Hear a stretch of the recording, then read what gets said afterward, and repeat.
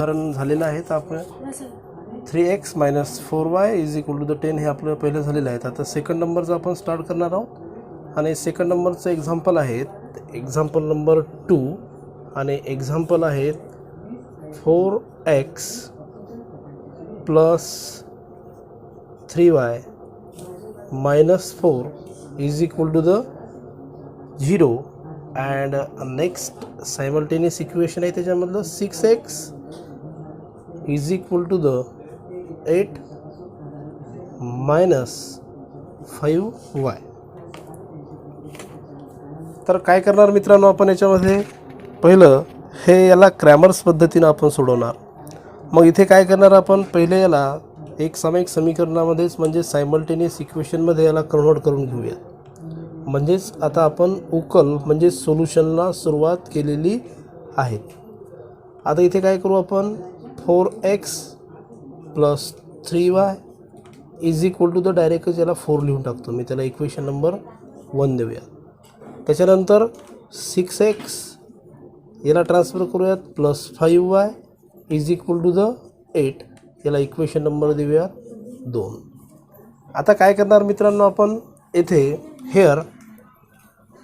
येथे आपण a, b आणि c च्या किमती काढून घेऊयात.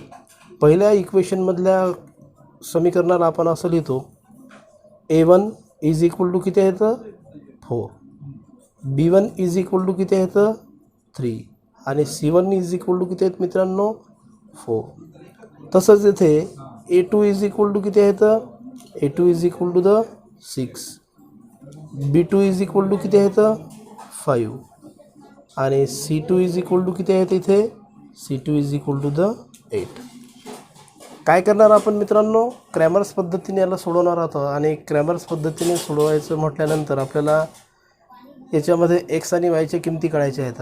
आणि x आणि y च्या किमती काढण्यासाठी आपण काय करतो त्यांना आपल्याकडे जो फॉर्म्युला आहे कोणता फॉर्म्युला आहे x = dx / d आणि y काढण्याचा फॉर्म्युला आहे आपल्याकडे dy / d.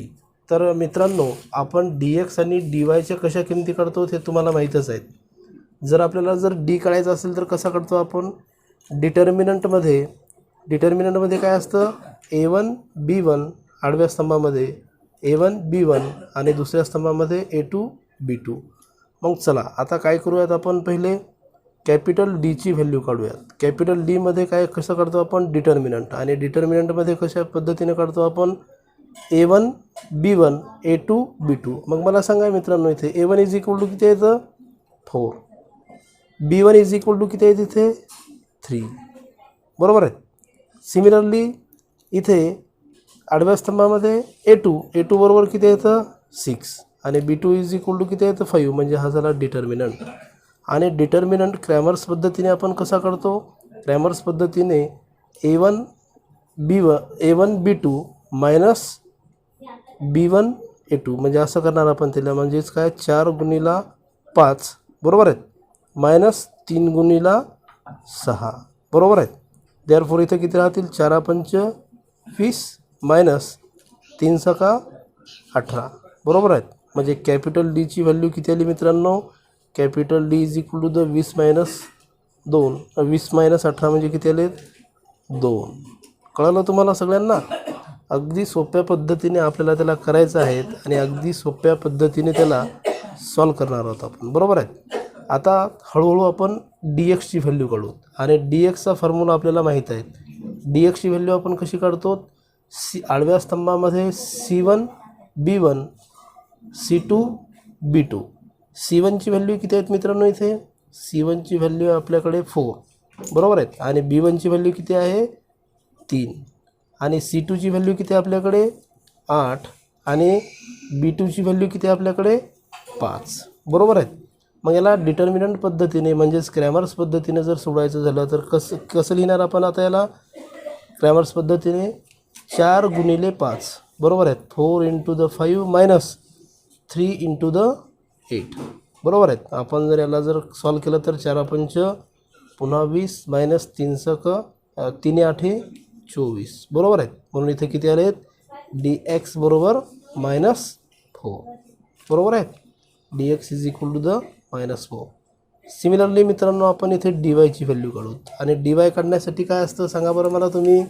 आठवते का तुम्हाला d1 काढत असताना डिटर्मिनंटमध्ये काय करतो आपण a1 c1 आणि आडव्या स्तंभामध्ये दुसऱ्या a2 c2 म्हणजे a1 किती आहे आपल्याकडे 4 बरोबर आहेत आणि c1 किती आहे आपल्याकडे c1 सुद्धा किती आहे 4 बरोबर आहेत आणि आडव्या स्तंभामध्ये दुसऱ्या a2 बरोबर किती आहेत आपल्याकडे 6 आणि c2 बरोबर किती आहेत आपल्याकडे 8 बरोबर आहेत.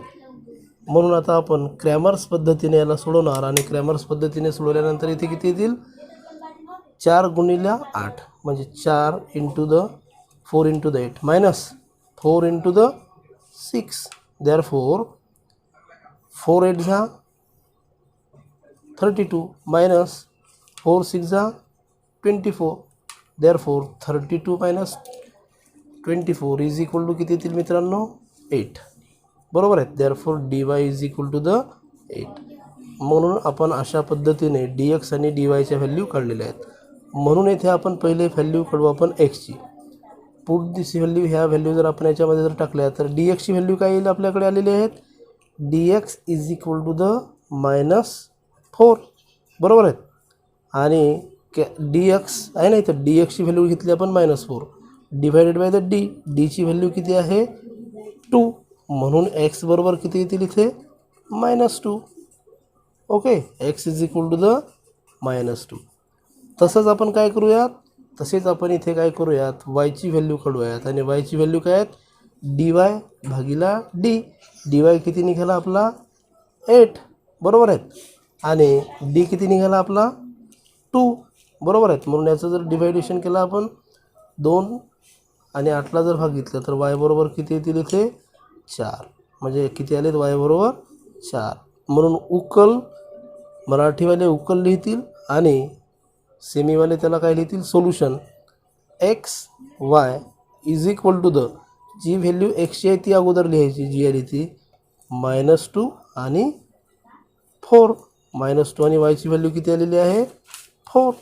अशा पद्धतीने सोप्या पद्धतीने आपण क्रॅमर्सच्या पद्धतीने हे गणित सोडवलेले आहेत. ओके ठीक आहे समजलं सर्वांना. काय करणार आपण इथे x आणि yच्याच किमती काढणार क्रॅमर्सच्या पद्धतीने याला सॉल्व करणार आणि 2 एक सामायिक समीकरणे आपण इथे घेतले होते आणि अशा प्रकारे याची व्हॅल्यू आपण काढलेली आहे. पुढील एक्झाम्पलला आपण सुरुवात करणार आहोत आणि पुढील एक्झाम्पल घेणार आपण एक्झाम्पल नंबर पेज नंबर 16 वरचं आहे. 5 नंबरचं एक्झाम्पल आपण घेत आहोत आणि 5 नंबरचं एक्झाम्पल आहेत 4m plus 6n is equal to the 54 and the second simultaneous equation is 3m plus 2n is equal to the 28. Right now both are the simultaneous equation. We are going toward the solution. Now here consider both are the simultaneous equations and for that consider here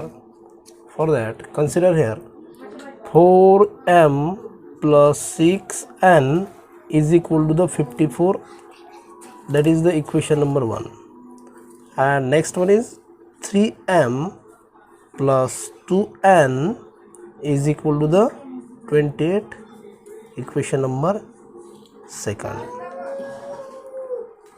Friends, we have to find the value of m and n.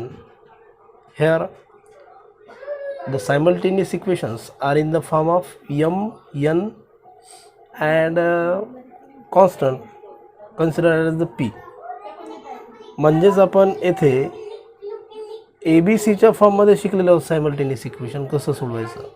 परंतु येथे आता काय झालेलं आहे simultaneous equation जे आहेत M एनच्या फॉर्ममध्ये आलेले आहेत. म्हणून आपण इथे A B C M is equal to the A N is equal to the B and the constant is the C असं आपण कन्सिडर करणार आहोत.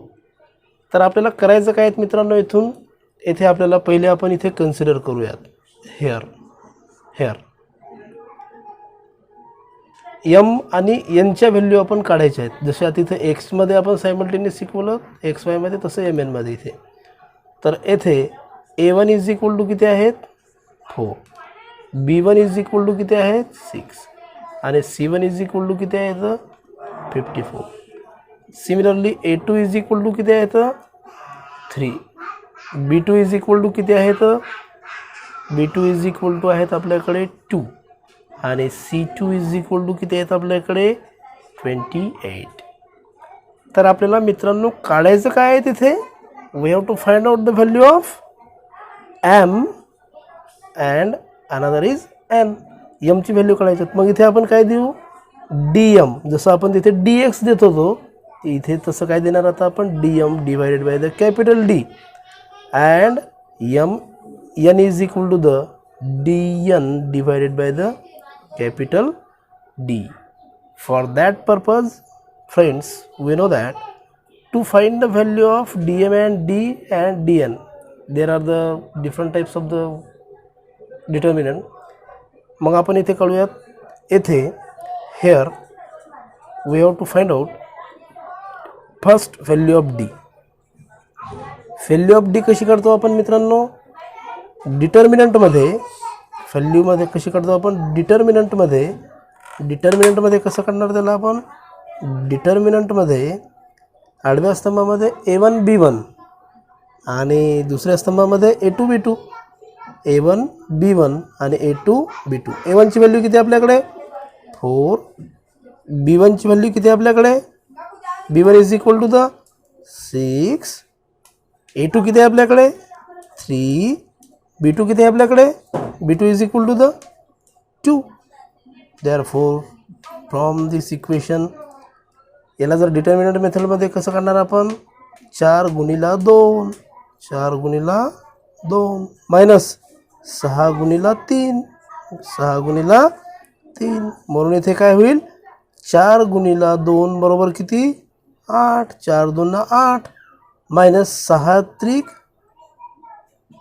18. म्हणून येथे कॅपिटल D बरोबर -10. Capital D is equal to किती आले आपल्याकडे -10.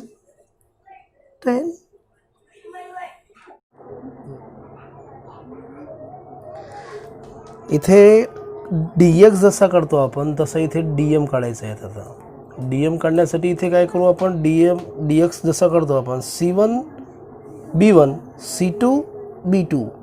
C1 बरोबर इथे किती आहे तर 54 आणि B1 इज इक्वल टू किती आहे तिथे 6 आणि आडव्या स्तंभामध्ये C2 B2 किती आहे तिथे 28, B2 किती आहे तिथे 2.